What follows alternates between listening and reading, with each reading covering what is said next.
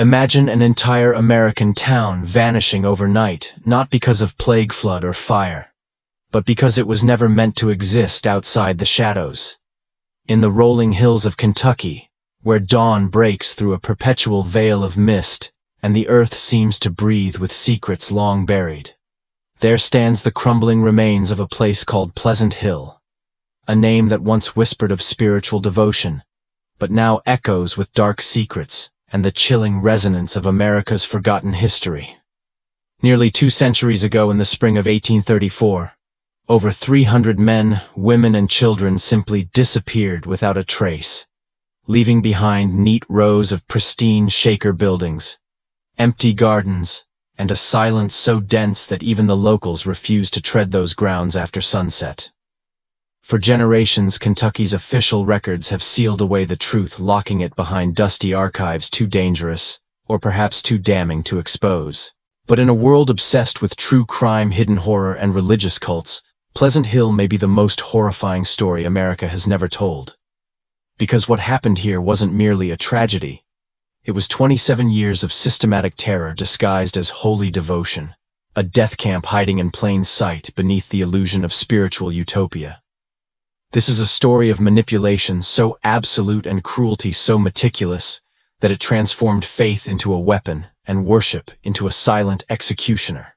And tonight, we're going to unseal those records, peeling back the polite facades to reveal the monstrous machinery lurking behind the smiles and hymns. If you think you know America's darkest tales, think again. Pleasant Hill may be the hidden chapter that changes everything you thought you knew about religious freedom, community, and the terrifying power of blind belief. This channel isn't for everyone. It's for those willing to stare into history's blackest void and ask the questions no one else dares to voice. So if you're brave enough to follow the twisted path into America's hidden death camp, hit that subscribe button and tell me in the comments which state are you listening from tonight. Because the next horror might be hiding closer than you think. What if I told you that in the heart of America, nestled among Kentucky's rolling hills and whispering bluegrass fields, there was a town so haunted by its own secrets that it simply disappeared overnight, swallowed whole by silence, leaving behind nothing but empty buildings and a legacy of whispers no one dares to speak. In a world where people binge-watch true crime, seek out dark secrets, and crave tales of hidden horror, Pleasant Hill may be the single most chilling chapter in America's forgotten history. A story buried so deep beneath official silence and rural folklore that few have ever dared to unearth it. Nearly 200 years ago, in the spring of 1834, more than 300 men, women, and children vanished from this quiet Shaker community without a trace. There were no bodies found, no signs of mass exodus, no survivors willing to talk. Only a ghost town standing watch over endless fields, the buildings so perfectly preserved that some swear they still hear footsteps echoing through their deserted halls. For generations, Kentucky has kept the official records sealed, hiding the truth behind bureaucratic locks and dusty archives labeled too sensitive for public eyes. But what if I told you that Pleasant Hill was never simply a religious settlement, that behind its hymns and handmade furniture, there lay a machinery of control and terror so sophisticated it transformed a community into what could only be described as a death camp hiding in plain sight? This isn't just another cult story. This is a nightmare woven into the fabric of American soil, where faith was weaponized, devotion turned into surveillance, and the promise of salvation became a gateway to slavery and silent graves. And for almost 3 decades, no one outside its wooden fences suspected the horror that pulsed beneath the surface. Tonight, we're going to unlock those secrets, following a trail of hidden ledgers, forged letters, and midnight burials across thousands of acres of Kentucky farmland. If you've ever believed America's worst horrors were behind us, Pleasant Hill will make you wonder how many other communities might be hiding the same monstrous truths. So stay with me, because the story you're about to hear might just change the way you look at the phrase religious freedom. It began, like so many of America's darkest stories, under the shining banner of faith and purity. In the year 1807, as the fires of the Second Great Awakening roared across Kentucky's endless bluegrass fields, a small group of fervent believers broke ground on a settlement they named Pleasant Hill. promising to build a sanctuary of spiritual perfection, untouched by the corruption of the outside world. This was a time when religion wasn't merely a private conviction. It was the very fabric of identity shaping communities, and drawing people into powerful movements that offered not just salvation, but purpose, belonging, and escape from the chaos of an emerging nation. And in that climate, the Shaker faith found fertile soil, preaching a radical doctrine of celibacy, communal living, and total separation from worldly temptations. To the outside observer, Pleasant Hill seemed a shining example of these ideals, a model of discipline and devotion where men and women lived in austere harmony, working the land, crafting furniture of legendary quality, and singing hymns beneath towering white meeting halls. But what few outsiders realized was that beneath that surface beat a different heart, one that pulsed with ambition, greed, and a hunger for absolute control. Because Pleasant Hill wasn't just a religious experiment, it was becoming a stage for a family dynasty whose secret agenda would stain every plank of wood, every acre of soil, and every whispered prayer. Into this landscape stepped a figure whose presence would define the fate of Pleasant Hill for the next 27 years, Elder Samuel Richardson, a tall man with steel-gray eyes and a voice capable of stirring congregations to tears or crushing dissent with the weight of unchallengeable authority. He arrived from Ohio claiming ordination directly from Mother Ann Lee's original disciples, a pedigree so prestigious that even skeptical visitors were left convinced of his authenticity. His appearance was immaculate, always clad in perfect Shaker garb. His hair meticulously combed, his posture unwavering. And yet behind those calm gray eyes flickered something sharper, colder, the calculating intelligence of a man who understood that power cloaked in religious devotion was the most unassailable power of all. At his side stood Sister Martha Richardson, his wife in all but official doctrine, for though they had publicly renounced marriage to honor Shaker celibacy in private, they continued their relationship within Samuel's expanded living quarters. Martha possessed a gift that some whispered bordered on supernatural, the ability to read a person's fears, hopes, and secrets, as if they were written plainly on parchment. With a gentle smile and soft voice, she dismantled the defenses of men and women alike, bending them to her will with a mix of kindness and quiet menace. Their arrival was a turning point, because Pleasant Hill was no longer simply a haven for spiritual seekers. It was becoming the private fiefdom of a family whose influence would stretch into every prayer, every transaction, every soul who set foot inside its boundaries. And as more and more converts arrived, surrendering their property and freedom for the promise of heaven on earth, the Richardson family's network grew like the roots of a poisonous tree, invisible yet impossible to escape. From the outside, Pleasant Hill shone like a model of religious utopia. But inside, it was quietly transforming into something far more insidious, a machine of surveillance, psychological manipulation, and ruthless profit. Because in the shadows of Kentucky's rolling hills, a new kind of American horror was taking shape, one that wore the mask of faith, but concealed the machinery of a hidden death camp. And the world, blinded by hymns and handcrafted furniture, had no idea the nightmare already unfolding behind Pleasant Hill's immaculate white walls.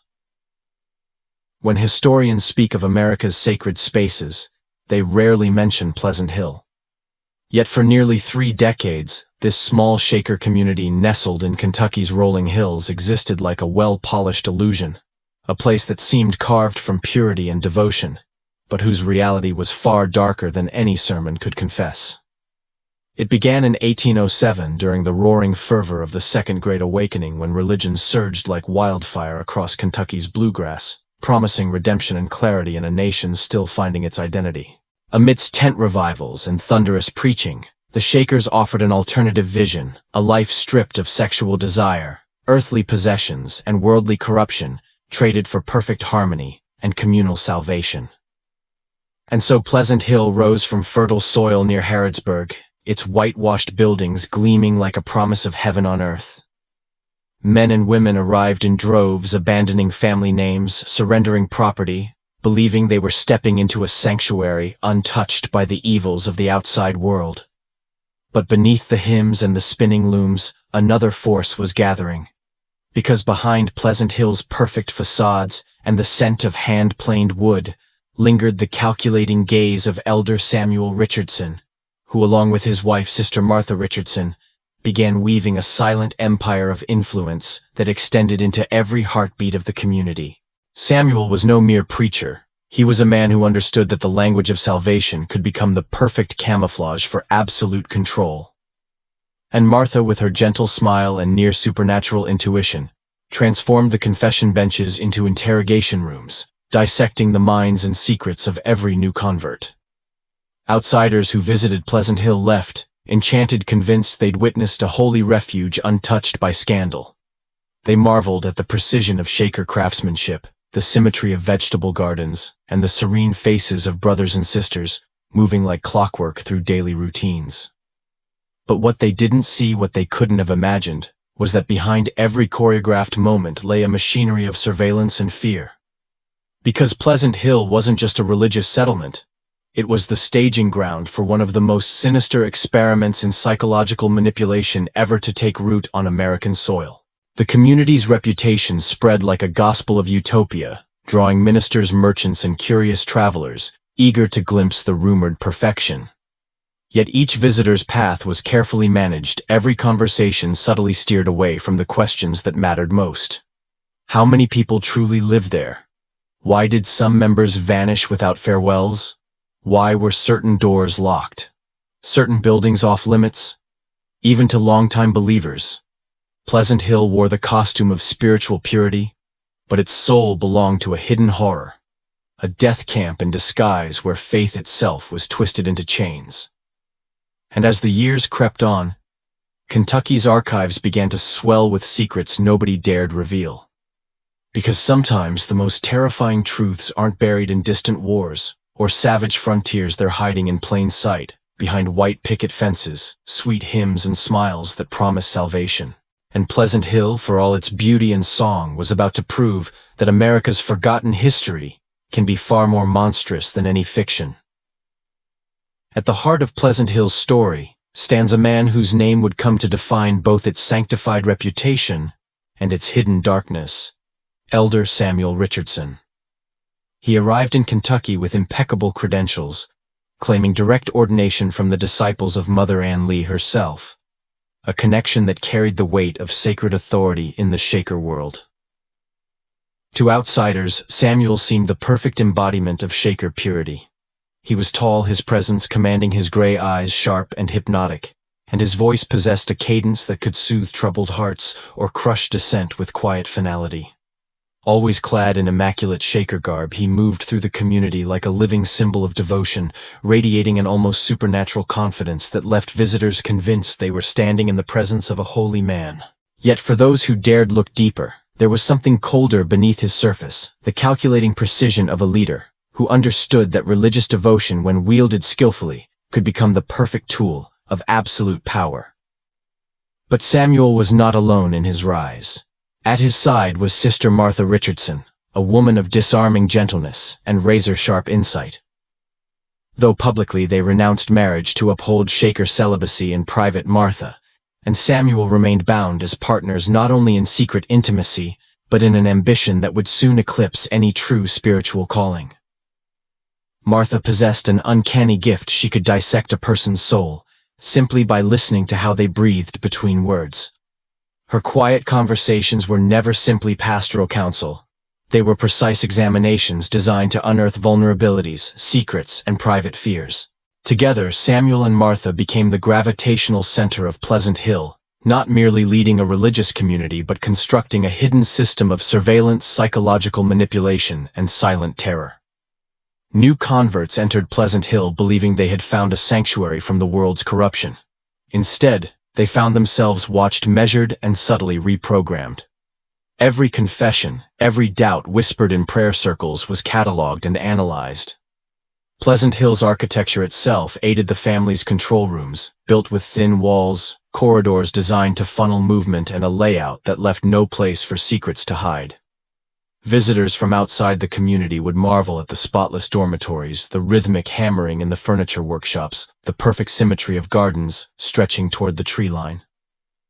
But they were shown only what Samuel wanted them to see. Because behind the serene hymns and meticulous craftsmanship lay a truth far darker than any sermon could admit. Pleasant Hill was evolving into a hidden horror cloaked as a religious utopia. And while the Shaker faith preached equality and communal love, the Richardsons were busy transforming Pleasant Hill into something far more insidious. A perfectly tuned machine where faith wasn't merely preached, but weaponized. People entered seeking God, and left, either broken, vanished, or completely rebuilt in the image of the Richardson dynasty. It's easy to believe that horror wears a monstrous face, but in Pleasant Hill, it wore the serene smile of a preacher and the gentle whisper of a woman who seemed to know your every secret. And as the years passed, Pleasant Hill's reputation glowed ever brighter in Kentucky's social circles, even as the shadows it cast grew longer. A chilling reminder that sometimes the most terrifying truths are hiding right where the world refuses to look. From the outside, Pleasant Hill looked like a perfect world, but inside its people were drowning in an ocean they could neither escape nor name. Once the Richardson family solidified their control, every corner of community life began to feel like a stage set for a play whose true script only a chosen few knew by heart. Members rose each day to the sound of Brother Caleb Richardson's iron bell, its toll echoing across the misty fields like a silent command. Daily schedules were enforced with military precision, and every act from milking cows to sanding wood in the workshops was designed not simply to sustain the community, but to fragment private thought and bury any trace of individuality. Because the secret that kept Pleasant Hill running was this: the true prison wasn't walls or locked doors, it was the mind. And the Richardson family had mastered the art of building invisible cages. Brother Caleb, the community's self-appointed security chief, became the eyes and ears of this hidden regime. To many, he was simply a quiet figure standing by doorways offering polite nods as members passed. But behind that measured calm, he was recording every glance, every tremor in someone's voice, every whispered conversation. His presence made people lower their eyes and choose their words like prisoners talking under threat of torture. The community began to suffocate under the sense that no thought, no private moment was ever truly their own. Meanwhile, Sister Martha, with her gentle smile, transformed ordinary confession circles into surgical interrogations. She could lean close and say things like, "I feel your spirit struggling. You're not keeping secrets from God, are you?" And under the weight of that soft voice, people spilled their hidden doubts, their private questions, until nothing remained but raw fear. Converts arrived at Pleasant Hill believing they were escaping worldly sin, but instead found themselves trapped in a place where even their innermost prayers were used against them. Because Pleasant Hill wasn't simply a religious community, it was a psychological experiment in absolute control.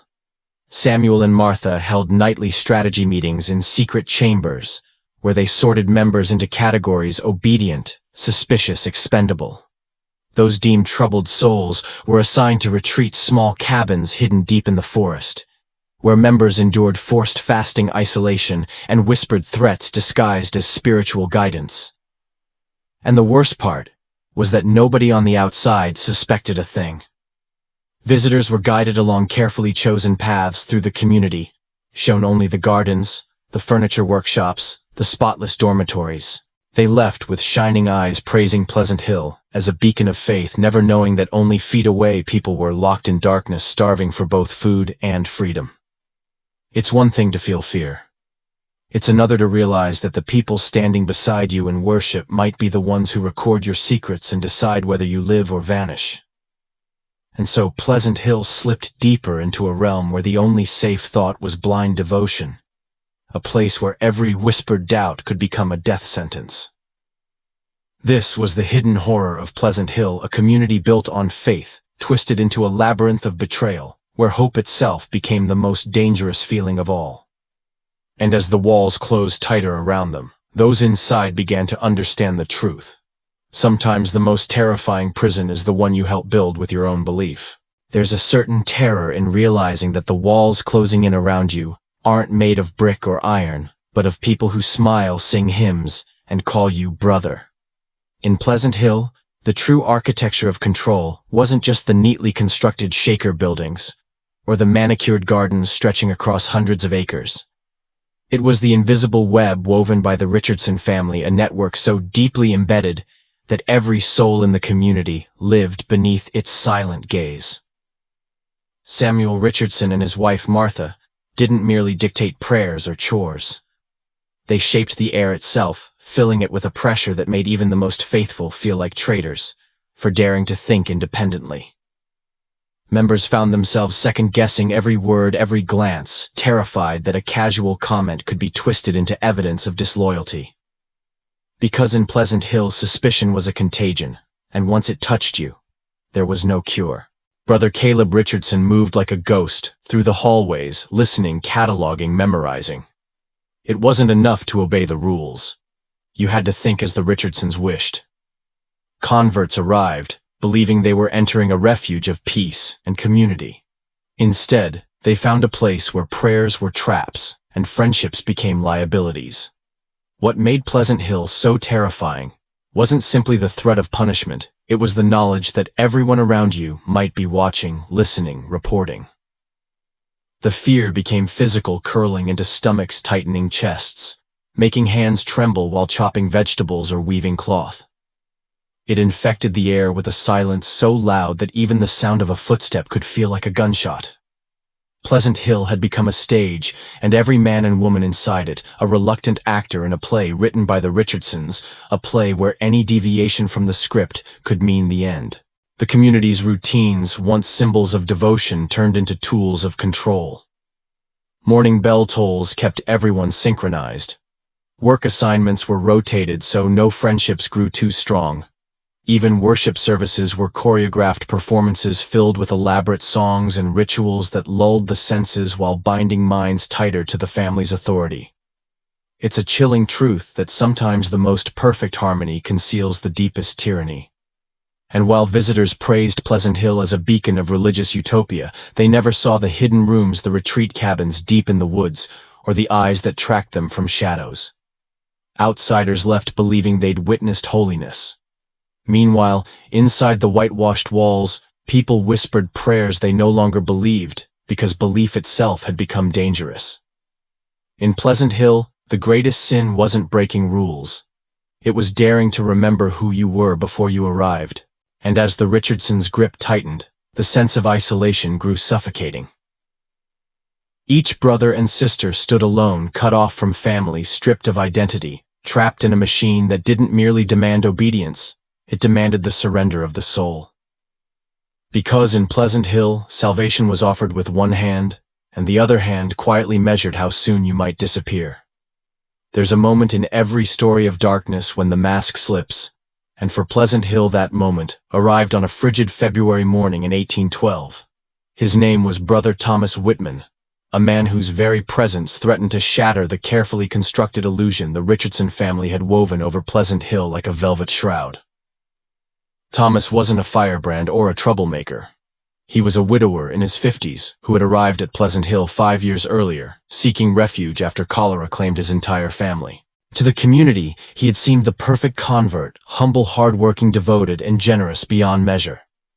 He had donated his entire estate, a thriving dry goods business, and significant property holdings, providing the financial foundation that helped Samuel Richardson's empire flourish. But Thomas carried something the Richardsons hadn't accounted for: a merchant's trained eye for numbers, and a conscience that refused to stay silent. Over months of quiet observation, Thomas began noticing discrepancies that gnawed at his soul.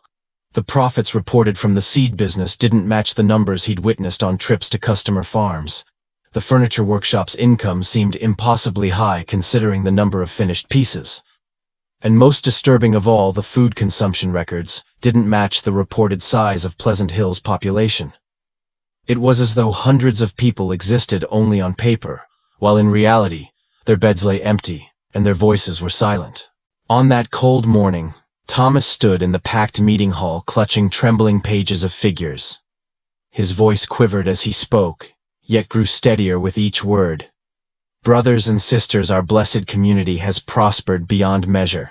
Yet I see contradictions in our records that trouble my soul. Around him, silence fell like a guillotine. The Richardson family exchanged fleeting glances that spoke volumes without uttering a word. Because in Pleasant Hill, The mere act of asking a question could sign your death warrant. Samuel Richardson sat serene, hands folded, face composed, but a flicker in his steely eyes betrayed the predator beneath the preacher's calm. Sister Martha smiled her gentle smile, yet her knuckles whitened around her prayer book. Brother Caleb subtly moved from his seat near the door, positioning himself between Thomas and any hope of escape. Pleasant Hill, for all its songs and sermons, had become a place where truth itself was the ultimate forbidden act. Thomas' continued, voice rising with a mixture of fear and righteous anger. He listed figures, prophets, missing members, impossible ledgers. Each word he spoke was a hammer striking the fragile facade Samuel and Martha had built. Around him, the community shifted uncomfortably, eyes lowered, some clutching prayer books, as though the leather bindings might shield them from the gathering storm. Because Pleasant Hill wasn't simply a community of believers anymore. It was a kingdom ruled by fear, where truth could only be spoken once, and those who dared speak it often never spoke again. And as Thomas spoke, the walls seemed to close in the weight of hidden horrors, pressing down on every soul in the room. In that single moment, Pleasant Hill teetered on the edge between illusion and revelation. And the Richardsons understood one chilling truth: if Thomas Whitman lived, their entire empire could come crashing down. In Pleasant Hill, punishment didn't come with screams or chains, it arrived in silence disguised as mercy. When Brother Thomas Whitman dared to question the community's finances in that tense February gathering, he signed his own fate without even realizing it. In the days that followed, the entire settlement seemed to tighten around him like a noose. People who had once worked beside him now avoided his eyes. Conversations ended abruptly when he approached. Brothers and sisters who once shared meals at his table found reasons to sit elsewhere. Because in Pleasant Hill, guilt was contagious, and even the innocent knew better than to stand too close to someone marked as troublesome. Samuel Richardson maintained an exterior of serene concern, telling the congregation that Brother Thomas's spirit seemed troubled, that he required rest, prayer, and reflection to restore his faith. But behind closed doors, the Richardson family was already planning his erasure. Martha's gentle demeanor became the perfect mask for lethal intentions. She instructed Sister Hannah Collins to prepare a special chamomile tea, a concoction laced with poison, its bitter almonds masked by fragrant herbs. And while Pleasant Hill sang hymns of purity, Martha's whispered commands were setting death into motion. On the night after the fateful meeting, Brother Thomas was found lifeless in his dormitory bed. Sister Rebecca discovered him during her routine inspections, her tearful announcement echoing through the quiet halls. Brother Thomas passed gently in his sleep, called home by the Lord, after confessing his sin of doubt. The community gathered for his funeral, heads bowed, weeping over a coffin that contained not only a man, but the last fragile spark of dissent. Because Pleasant Hill wasn't merely a religious community anymore. It was a place where truth could be murdered as efficiently as a man. Yet not everyone could silence the doubts clawing at their insides. Sister Mary Caldwell, who cleaned the dormitories each morning, noticed the bitter almond scent lingering in Thomas's room, the blue tinge of his fingernails, and the faint traces of foam Martha had tried to wipe away from his lips. Mary kept her suspicions locked deep inside because she knew that knowledge in Pleasant Hill was a deadly weapon, one that cut both ways. Brother Caleb moved swiftly to collect every scrap of Thomas's records, ledgers, and private notes. That same night, the community gathered around the fireplace singing hymns as Caleb fed page after page of evidence into the flames. They called it a cleansing ritual, purging worldly attachments, but in truth it was the systematic erasure of one man's existence. Within days, Thomas Whitman's name was gone from membership rolls. His personal belongings were redistributed. His work was assigned to others as if he'd never lived. And in the quiet that followed, Pleasant Hill settled back into its carefully maintained facade. Because the greatest power the Richardsons possessed wasn't simply the ability to kill, it was the ability to make people disappear without leaving even a memory behind. And for the brothers and sisters who remained, one lesson burned itself into their minds like acid. In Pleasant Hill, speaking the truth was more dangerous than any sin they'd ever confessed. The truth has a way of clawing its way to the surface no matter how many layers of silence or prayer you bury it beneath.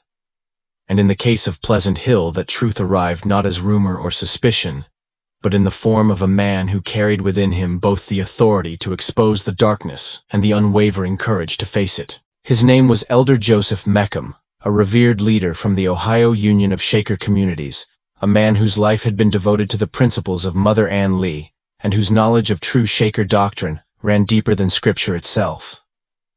When reports began circulating through Shaker networks about Pleasant Hill's extraordinary prosperity, Meckham was tasked with evaluating the community for official recognition, a visit the Richardsons had long feared because they understood one chilling fact. A man like Meckham couldn't be fooled by carefully staged performances.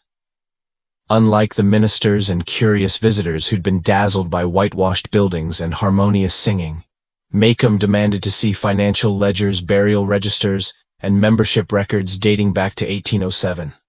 He insisted on private interviews with random members without Richardson's supervision, a concept so foreign to Pleasant Hill that it sent shivers through the very framework of the community. Because Meckham wasn't simply visiting Pleasant Hill, he was dissecting it piece by piece, looking for rot beneath the polished surface. Samuel Richardson initially welcomed him with feigned warmth, confident that decades of deception would hold. But Meckham's quiet, relentless questions began to carve cracks into the foundation the Richardsons had built. He noticed the discrepancy between reported membership numbers and the community's food consumption. He saw gaps in the burial records dates that contradicted letters supposedly sent by members long after they were recorded as dead.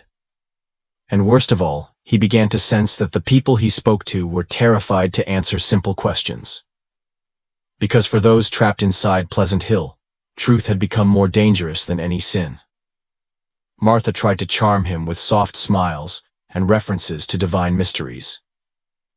Caleb shadowed his every step, attempting to steer him away from certain buildings and conversations, but Meckham, with the quiet persistence of a man who'd spent his life rooting out hypocrisy, refused to be led. And as the days passed, Samuel's perfect composure began to crack, revealing glimpses of the predator lurking beneath the preacher's robes. Visitors often wondered how such horrors could hide behind hymns and handcrafted furniture. The answer was terrifyingly simple. Pleasant Hill wasn't a religious haven. It was a labyrinth of lies maintained by people willing to kill to protect their secrets. And the very doctrines that drew converts in celibacy, communal living devotion, became the perfect camouflage for a hidden machine of control. Meckham knew the moment he entered Pleasant Hill that something was wrong. But what he was about to uncover would not only shatter his own faith, it would rewrite everything the world believed about America's so-called sanctuaries. Because sometimes, the most monstrous cults don't worship demons or false gods, they worship power itself. And Pleasant Hill, cloaked in purity, was poised to become one of America's darkest chapters where faith and murder walked hand in hand. Elder Joseph Meckham didn't come to Pleasant Hill searching for monsters, but what he found would haunt him for the rest of his days. From the moment he set foot in the settlement, he sensed the rhythm of the place was off, like a song sung slightly out of tune. Faces were polite, but strained smiles too. Practiced conversations cut short the instant his presence neared. It wasn't simply religious discipline. It was fear so thick it hung in the air like smoke. He began his investigation with gentle interviews, speaking privately with members chosen at random. But the answers he received were stilted, as though each brother or sister were reciting a script, terrified to let any accidental truth slip out. When he pressed further, asking about membership numbers, the whereabouts of certain individuals, and how business profits were distributed, eyes darted away and hands trembled against folded aprons. Because in Pleasant Hill, truth was no longer an act of faith, it was an act of war. Samuel Richardson tried to maintain composure, offering elaborate explanations about regional differences in Shaker record-keeping. Martha, ever the soft manipulator, attempted to charm Meckham with quiet conversation, praising his devotion and subtly urging him to trust their spiritual authority. But Meckham was not a man easily swayed. His experience with genuine Shaker communities had taught him to recognize the signs of secrecy, and Pleasant Hill overflowed with them. The more he dug, the more the beautiful facade began to crumble, revealing a machinery of lies spinning just beneath the surface. The burial registers were the first major crack. Meckham noted that several grave markers listed dates that didn't align with community letters or supposed departures for missionary work. One grave belonged to Brother William, marked as deceased in 1829. Yet correspondence existed from him dated a year later. When Meckham confronted Samuel with this evidence, the elder's calm mask slipped for a fraction of a second, a twitch of the eye, a tightening of the jaw. Because that single question threatened to pull down an empire built on perfectly balanced illusions. Martha quickly intervened, whispering reassurances about clerical errors and old damaged records. But Meckham refused to relent. He demanded full access to archives, membership rolls, and financial ledgers stretching back 27 years. He insisted on inspecting the burial grounds himself. Pleasant Hill's perfect order was beginning to fracture under the weight of one man's stubborn pursuit of truth. For the first time in decades, members began glancing over their shoulders, daring to whisper doubts. A few dared to approach Meckham privately, eyes wide with terror. Voices shaking as they confessed they'd seen people vanish, sometimes overnight, sometimes in broad daylight, escorted away by Caleb or Jeremiah, never to return. Pleasant Hill wasn't simply a religious community anymore. It was becoming a crime scene unfolding in real time. And Meckham understood the gravity of his task. He wasn't merely inspecting a settlement. He was about to expose what might be one of America's most horrifying hidden horrors, a death camp disguised as paradise. Because when faith becomes the camouflage for murder, the betrayal cuts deeper than any blade, and no soul emerges unscarred. There comes a point in every investigation where the truth stops whispering and starts screaming. And for Elder Joseph Meckham, that moment arrived beneath the cold glow of the Kentucky moon. He couldn't sleep. The shadows lurking in Pleasant Hill had grown too thick, their silence pressing on his chest like a weight. So in the deep hours of March 15, 1834, he left his modest guest quarters and made his way toward the community's cemetery, lantern trembling in his grasp. He told himself it was simply to pray among the graves, but he knew he was hunting secrets. And in Pleasant Hill, secrets always came wrapped in death. Because when faith becomes the mask for murder, even sacred ground becomes a crime scene. The cemetery at Pleasant Hill had always impressed visitors. Neat rows of expensive headstones, polished and perfectly aligned, spoke of a community devoted to honoring its dead.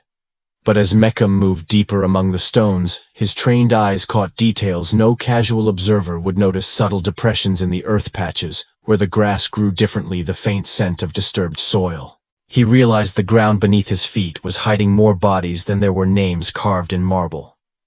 Kneeling beside one grave, he traced the inscription with trembling fingers. Brother William died, 1829. Yet just days earlier, Meckham had held letters signed in Brother William's hand dated 1830. The timeline was impossible. And the more markers he examined, the clearer the pattern became. Graves dated precisely to the same days that certain members had been recorded as leaving Pleasant Hill for missionary work or new communities. It was as if the Richardsons were writing death into the very fabric of Pleasant Hill's history, burying their enemies in plain sight, while the world saw only white fences and hymns. Just as Meckham's mind began piecing together the magnitude of what he'd found, he heard footsteps crunching through the grass. He turned, lantern raised, and saw a pale figure slipping between the rows of stones. It was Sister Mary Caldwell, her eyes wide with terror and relief. Because in Pleasant Hill, finding someone else who still remembered how to tell the truth was rarer than finding salvation. She knelt beside Meckham, voice trembling as she confessed truths she'd buried for 20 years. She had seen people taken from their beds in the middle of the night, carried out under canvas tarps. She'd smelled the bitter almond scent of poison in cups of tea. She'd watched Brother Caleb burn personal papers while the community sang hymns to drown the crackle of flames. "They've built a death camp here, Elder Meckham," she whispered. "They murder anyone who questions them. And the ones they don't kill, they sell." Meckham felt his knees weaken under the crushing realization that Pleasant Hill wasn't merely a cult gone astray. It was an industrial operation of murder, human trafficking, and psychological warfare.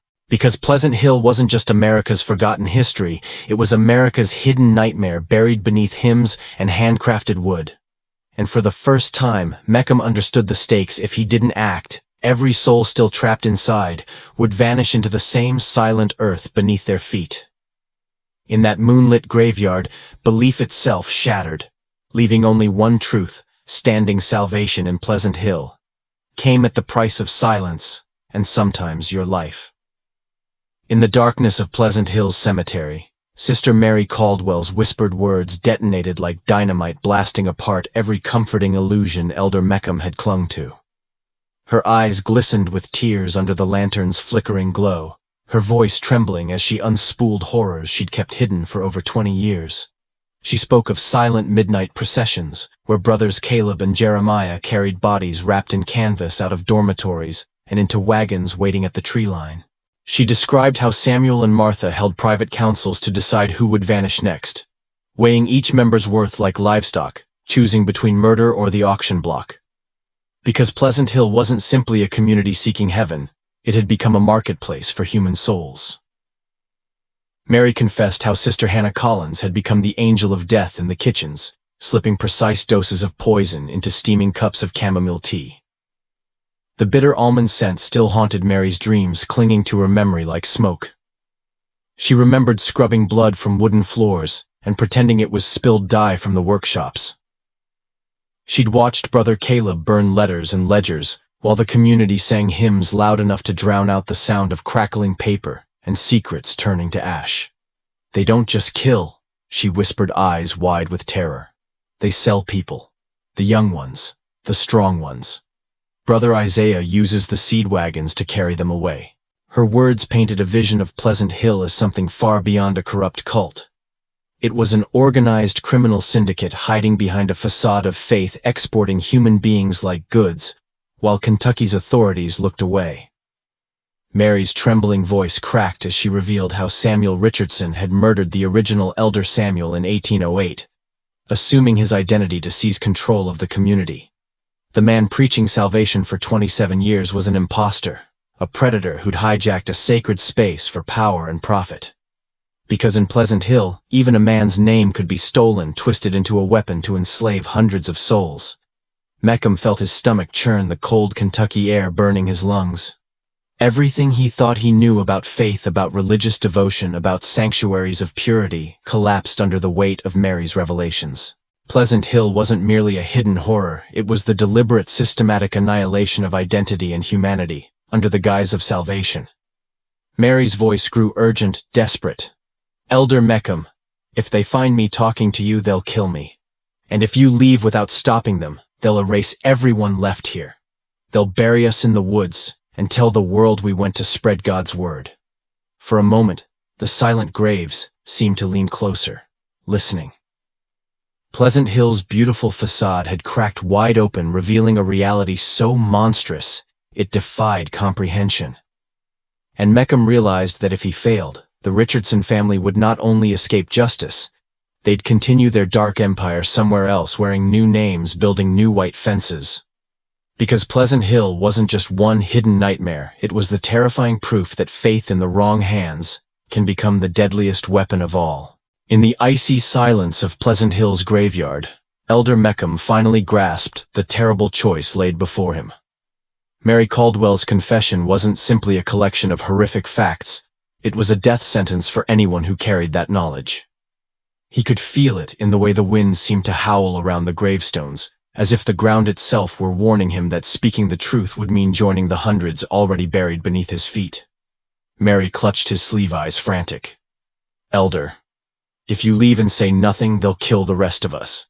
But if you stay, they'll kill you too." Her words struck him like a blade, because Pleasant Hill had become a place where no decision was safe and no path led to salvation. The Richardsons weren't merely liars or thieves. They were architects of a machine so perfectly calibrated that it had devoured human lives for 27 years without the world ever suspecting a thing.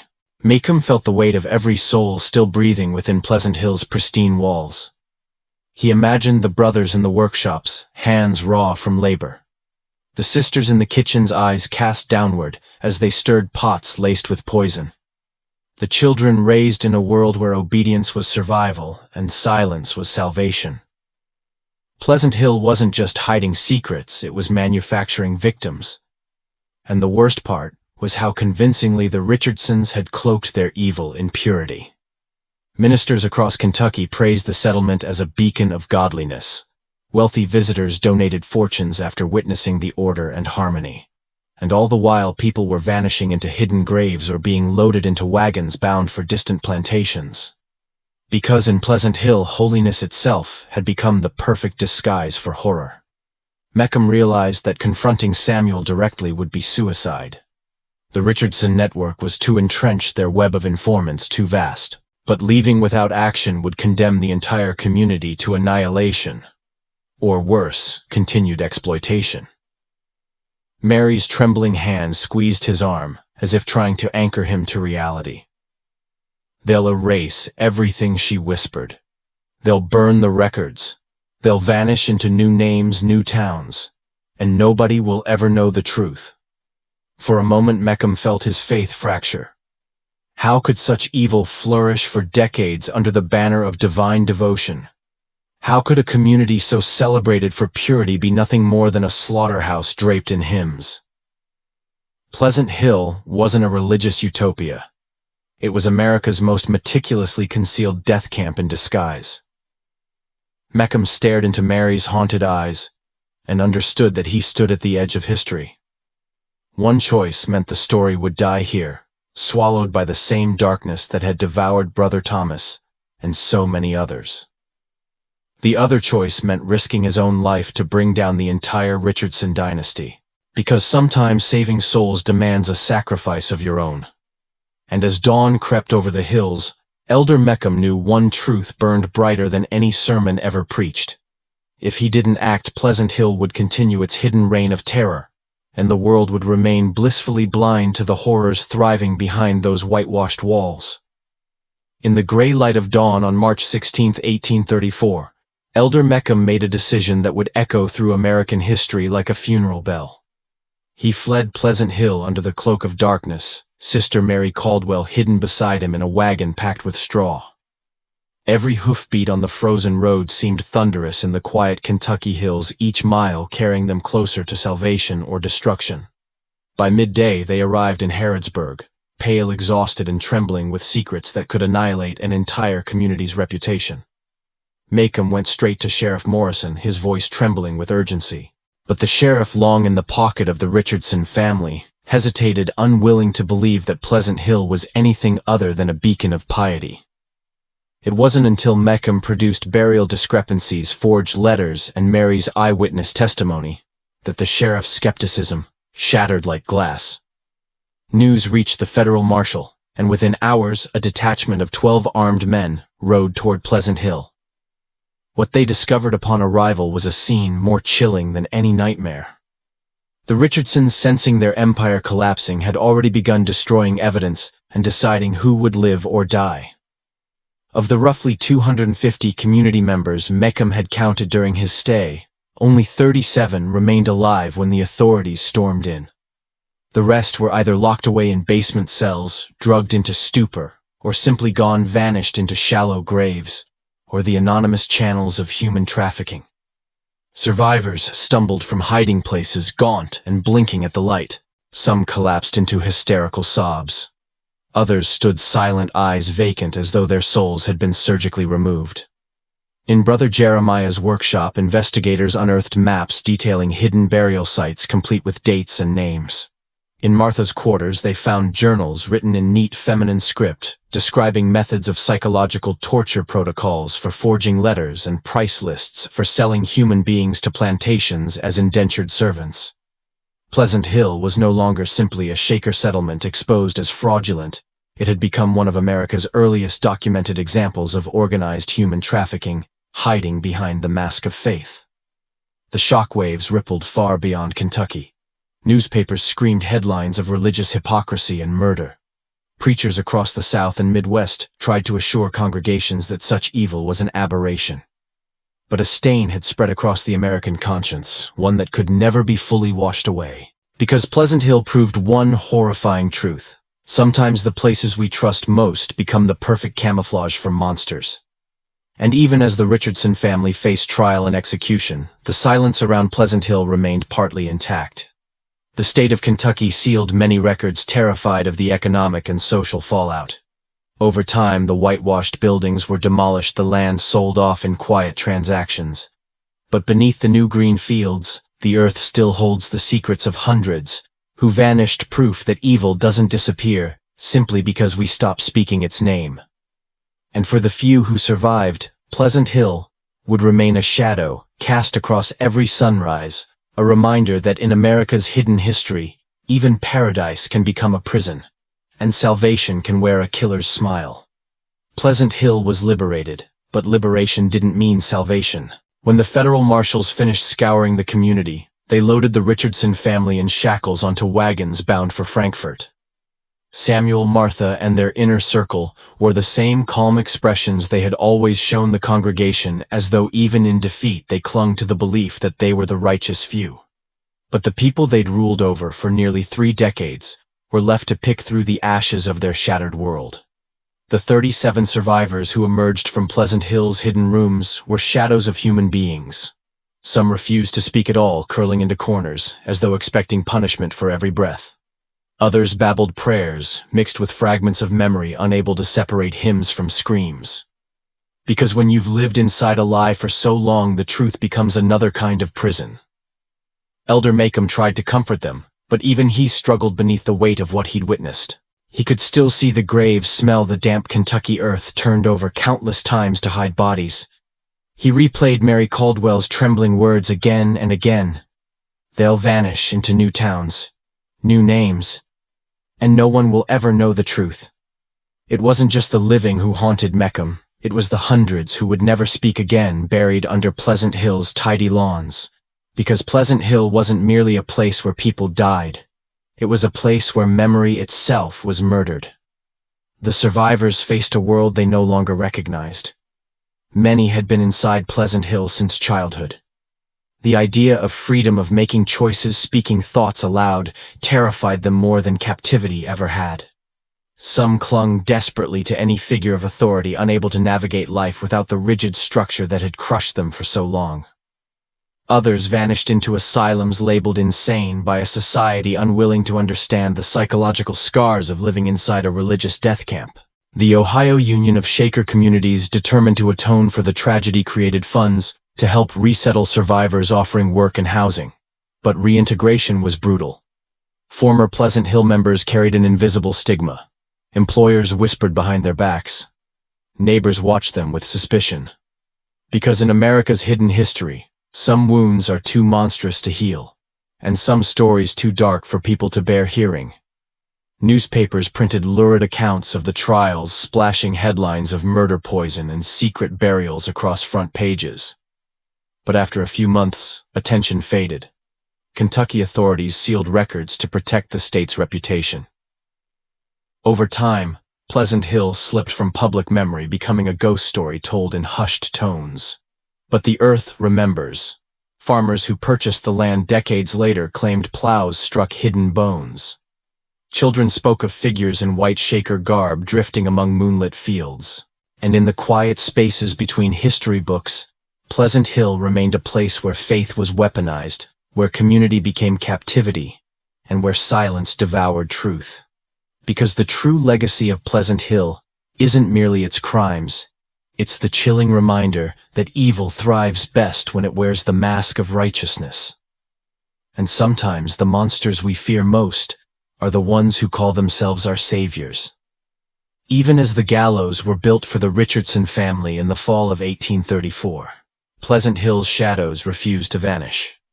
The trials in Frankfort became a national spectacle. Journalists crammed into the courthouse, scribbling feverishly, as survivors recounted horrors that no one wanted to believe: secret poisonings, midnight burials, human beings sold like livestock under the guise of missionary work. The public gasped, ministers preached fiery sermons, and politicians issued solemn statements, promising vigilance. But beneath the outrage, an uneasy silence began to grow, the same silence that had allowed Pleasant Hill to flourish for 27 years. because the truth was too monstrous for most to contemplate. How could a place so praised for holiness and simplicity harbor such darkness? How many other communities might be hiding similar secrets cloaked in hymns and clean white walls? And worst of all, how many officials and neighbors had chosen not to look too closely, unwilling to disturb the comforting illusion of pious tranquility? Because, in America's hidden history, denial has always been the first refuge of the fearful. Elder Macomb returned to Ohio a changed man. The sermons he preached afterward trembled with sorrow and fury. He spoke of vigilance, of never mistaking outward piety for true righteousness. But even he struggled with the burden of memory. At night he dreamed of rows of white headstones under a Kentucky moon, each one hiding a truth too heavy for the world to carry. And he wondered how many more Pleasant Hills might exist, silent, prosperous, and lethal. Survivors scattered across the Midwest, many assuming new names, seeking anonymity from a world that now viewed them with morbid fascination. Some tried to warn others about how faith could be twisted into chains. But their voices were often drowned out by the desire to move on, to erase the stain from Kentucky's past. Because society prefers its nightmares to stay locked behind closed doors. The land that once held Pleasant Hill's dormitories and workshops was sold to farmers who tilled fields, unaware that every furrow turned might disturb bones hidden beneath the soil. Children who played there decades later whispered of pale figures gliding among the trees, of hymns echoing in the wind where no singers stood. Local legends sprouted like weeds, twisting truth into ghost stories, a convenient way for people to discuss horror without confronting its real origins. Because sometimes ghosts are easier to face than human monsters. And even as the years wore on, the records remained sealed, tucked away in Kentucky's archives, guarded by a kind of bureaucratic shame. Modern historians digging into those forgotten files speak of pages so chilling they can hardly read them aloud. Ledgers with names and prices. Journals describing psychological torture in the cold language of commerce. Proof that Pleasant Hill wasn't simply an aberration. It was a calculated empire of exploitation hidden in plain sight. And that's why nearly 2 centuries later, Pleasant Hill still whispers through America's conscience. Because its greatest horror isn't just the murders or the trafficking. It's the knowledge that under the right conditions, faith can be transformed into a weapon, and no community, no matter how pure it seems, is truly safe from the darkness that wears a holy smile. Yet even after the trials ended and the Richardson family swung from the gallows, Pleasant Hill's ghosts refused to rest. Kentucky tried to bury the past beneath new farmland and new names. Official records were sealed, polite society eager to forget the idea that such evil had ever flourished under banners of purity and faith. But for those who'd lived inside Pleasant Hill's walls, silence was never an option. Nightmares stalked their sleep. Flashbacks seized them in daylight. Simple sounds, the creak of wooden floors, the rustle of shaker garb, could send them spiraling into terror. Because Pleasant Hill hadn't merely stolen years from their lives, it had rewritten the code of their very souls. Elder Macomb spent his remaining years traveling from one Shaker settlement to another, trying to reassure believers that Pleasant Hill had been an aberration. But even he struggled to reconcile faith with what he'd uncovered: mass graves, human trafficking, poison disguised as prayer. He kept Martha Richardson's journal hidden under lock and key, terrified that its pages might someday teach a new generation how to build another Pleasant Hill. Because the horror of Pleasant Hill wasn't only in the murders, it was in the blueprint it left behind for others to follow. The survivors scattered, some choosing to vanish into distant towns under new names, desperate to sever every tie to their past. Others stayed close to Shaker communities, clinging to faith, but forever wary of leaders who spoke too gently or held power too tightly. And there were whispers, quiet rumors, that not every member of the Richardson network had been caught. That somewhere in Kentucky, or beyond, men and women who'd learned to exploit faith for profit and control were waiting to rise again. Because Pleasant Hill taught one brutal lesson: monsters don't just disappear, they adapt. Decades later, farmers still uncovered human remains when plowing fields once belonging to the settlement. Historians stumbled upon scattered documents, letters hinting at transactions of indentured servants who were never heard from again. Children born long after the Richardson family was gone claimed to see figures in white moving through moonlit fields, silent, except for the rustle of linen and the faint clinking of keys.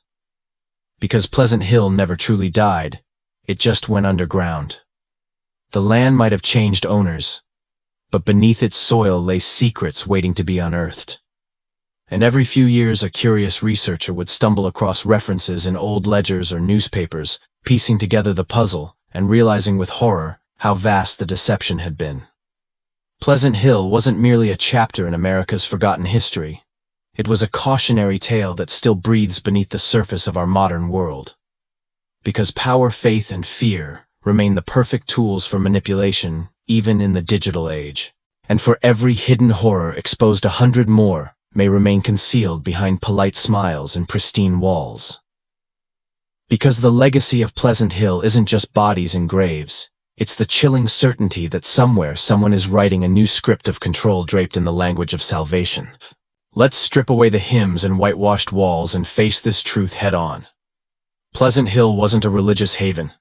It was a machine built to consume human lives, fueled by blind faith secrecy and the terrifying power of control. For 27 years, the Richardson family turned devotion into domination, love into leverage, and salvation into a disguise for murder and human trafficking. They perfected the art of hiding horror behind prayers. And the scariest part is this: Pleasant Hill is not unique. It's a blueprint, a chilling manual for how predators twist faith, community, and hope into tools of subjugation. Because monsters don't always come with claws or blood-stained faces. Sometimes they wear simple robes, preach gentle sermons, and look you in the eye as they plan your disappearance. That's what this entire story has been trying to show you. Evil doesn't lurk only in the shadows, it hides in plain sight, smiling, shaking your hand, asking for your loyalty. Pleasant Hill is a reminder that no place is safe simply because it calls itself holy. No leader is righteous just because they speak the language of God. And no community deserves your blind trust. So I'm asking you, what places in your life feel untouchable? Which leaders have you given your unquestioning faith? And what secrets might be hiding behind the walls you think are sacred? Drop your thoughts in the comments. Do you believe Pleasant Hill was an isolated nightmare? Or could there be more hidden horror waiting to be exposed? If you crave more true crime, dark secrets, and America's forgotten history, hit subscribe, save this video, and share it with someone who believes monsters only exist in fairy tales. Because monsters don't hide under your bed, they hide in places you've been taught to trust.